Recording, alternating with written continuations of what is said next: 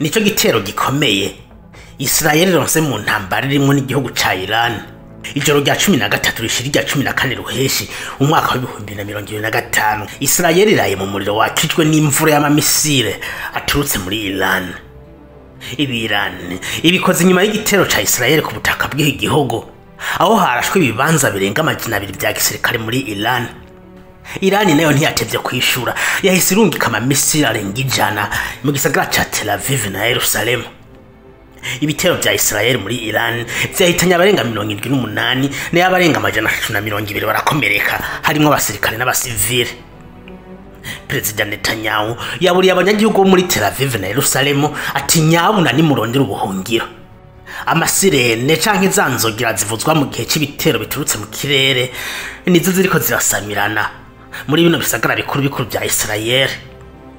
Inyuma ya kino gitero c'agasomborotso ca Israel kuri Iran yarahiye kwitegereza gutanga isomo kuri Israel bibaye ngombwa bakanayihanagura ku ikarata y'isi. Leta zunze ubumwe za Amerika ziriko zirafasha Israel kwikingira ya mamisire ya Iran ariko aragwa nk'imvura muri kino gihugu. Nubwo Israel ivuga ko ishaka kubuza Iran gukora ibigwanisho rohonyanganda, abahinga baravuga yuko amazi yamaze kurenga inkombe kuko Iran ishobora kuba yarahejeje kubaka kure niyo ibigwanisho rohonyanganda mu mpisho. Bibaye ari ivyo aka gasomborotso ka Israel ko kwiga karambaraye kuko burya Iran iri mu bihugu bidakenishwa. Mu gihe bokoresha ibigwanisho rohonyanganda muri no ntambara vyoba bibaye isoko giherezo ku kiremwa muntu kuko vyo vyari intambara ya gatatu y'isi yose. Iyi ntambara nayo yoba y'ibigwanisho rohonyanganda.